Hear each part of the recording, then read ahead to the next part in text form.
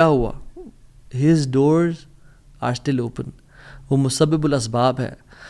اللہ رب العالمین وہی ہیں جو یوسف کے دور میں تھے، جو ابراہیم کے دور میں تھے، جو موسیٰ کے دور میں تھے، جو عیسیٰ علیہ السلام کے دور میں تھے. اللہ رب العالمین وہی ہیں اور وہ ہر چیز کو بدل سکتے ہیں، وہ ہر بند دروازہ کھول سکتے ہیں. مقتدر کا مطلب تو سبحان اللہ یہ ہوتا ہے کہ اس میں نا قدیر کی بھی بلاغت ہے، یعنی جو ہر چیز پر مکمل مکمل مکمل قدرت رکھتا ہے. آپ لے لیں مثالیں، یوسف علیہ السلام کی اگزامپل دیکھ لیں. ایک بچہ جو کہ بالکل اپنے انفینٹ سے نکل رہا تھا، اس کو کنویں میں پھینک دیا گیا. وہاں سے اس کو قافلے نے پرچیز کیا اور بالکل for pennies he was sold. اور عورت نے حملہ کیا ان پہ، گناہ کرنا چاہا، جیل میں ڈال دیا گیا ان کو. ٹھیک ہے، وہ شخص جو کنویں میں پھینکا گیا، جو جیل میں ڈالا گیا، جو اتنا بے بس کہ نہ باپ نہ ماں نہ بھائی، بالکل مصر میں ان نون اسٹرینجر، اور وہ جیل میں بھی ہو، نو کانٹیکٹس نو پی آر، کیا بنے گا اس کا؟ القدیر نے، المقتدر نے اس کو وہاں سے اٹھا کے ایجپٹ کے تخت پہ بٹھا دیا. اللہ ہر چیز پر قادر ہے. ابراہیم علیہ السلام باپ بھی چھوڑ گیا، باپ نے کہا تجھے میں رجم کر کے مار دوں گا، ہر کوئی ساتھ چھوڑ گیا، حتیٰ کہ سب جمع ہو گئے ان کے خلاف اور ان کو برہنہ کر کے کیٹاپلٹ میں ڈال دیا. اور وہاں سے جب آگ میں ڈالنے لگے تو کیا پڑھا ابراہیم نے؟ حسبی اللہ و نعم الوکیل، مجھے اللہ کافی ہے. اور کیا ہی وہ نعم الوکیل، کیا بہترین دوست ہے، کیا بہترین کارساز ہے وہ. اور اللہ تعالیٰ نے وہ کس طرح کا قادر ہے، وہ کس طرح قدیر اور مقتدر ہے کہ اس نے ہواؤں کی ڈائریکشن کو نہیں پھیرا، نہ ہی اس نے سمندروں کے رخ کو بدلا، نہ ہی اس نے کوئی پرندے بھیجے جو کہ اس پانی کو، اس آگ کو ٹھنڈا کر دیں پانی پھینک پھینک کے، نہیں، بلکہ ڈائریکٹ اس آگ کو کہا جس کی صفت ہے جلانا، قُلْنَا يَا نَارُ كُونِي بَرْدًا وَسَلَامًا عَلَىٰ إِبْرَاهِيمَ، ہم نے کہا اے نار، اے آگ ٹھنڈی ہو جا اور سلامتی کا باعث بن جا ابراہیم کے لیے. کچھ روایات میں تو یہ بھی آتا ہے کہ ان کی صحت کے بھی کچھ ارچہ کلام ہے کہ ابراہیم علیہ السلام سے پوچھا گیا کہ سب سے بہترین مومنٹس آپ کی زندگی میں کون سے تھے؟ تو ابراہیم علیہ السلام نے کہا کہ جب میں آگ میں تھا، کہ اللہ تعالیٰ نے اس کو حکم دیا تھا کہ ٹھنڈی ہو جا، اور اتنی ٹھنڈی نہ ہونا کہ ابراہیم کو تکلیف پہنچائے، سلامتی والی بن جانا. تو those were the best moments that I spend in my life. اور وہ کس طرح سے ٹھنڈی ہوئی کہ صرف ابراہیم کے لیے ٹھنڈی ہوئی، لیکن جو رسیاں ابراہیم علیہ السلام کے ہاتھ پہ بندھی ہوئی تھی ان کے لیے ٹھنڈی نہیں ہوئی.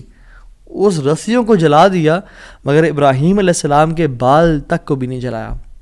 اور جب ابراہیم اس آگ سے نکلے تو ان کا جو باپ تھا آزر، وہ دیکھ رہا تھا اور کہتا ہے نعم رب کو یا ابراہیم، کیا رب ہے تیرا ابراہیم. یعنی ایک کافر کو ایک مشرک کو تو یقین آ گیا کہ کیا رب ہے ابراہیم کا. ہم نے 50-60 سال زندگی گزار لی لائف کے، کچھ نے مجھ جیسے نے تو 20-30 سال گزارے زندگی کے.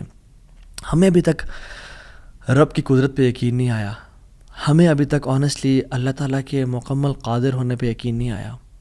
تیسرے پارے میں ایک شخص کا ذکر آتا ہے قرآن میں کہ ایک شخص گزر رہا تھا اور ایک قریہ سے، ایک بستی سے گزرا، ویلیج تھا، اور وہ بالکل یعنی آپ سمجھ لیں رونز تھا، وہ بالکل کھنڈرات بن چکا تھا. تو ان کے ذہن میں ایسی خیال آیا، who will raise them up، کون کھڑا کرے گا انہیں دوبارہ.